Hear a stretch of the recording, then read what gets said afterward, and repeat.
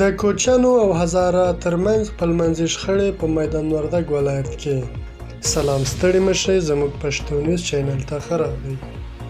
د کوچیانو او هزاره جات ځایي اوسیدونکو ترمنځ د ځینو ستونزو او شخړو د حل او د سیمې بررسۍ په موخه د سرحداتو او قبایلو سرپرست وزیر ملا نورالله نوري په مشرۍ یو لوړ پوړی پلاوي میدان وردګو ته سفر کړی.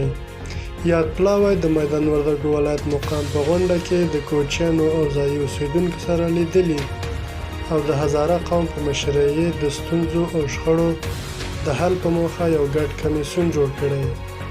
په دغه لیدنه کې ټینګار شوی چې خپلمنځي ستونزې تل د خبرو له لارې حل کړي. مننه چې له موږ سره وئ. که زموږ ویډیو مو خوښ شوي زموږ چینل درسره سبسکرایب کړئ.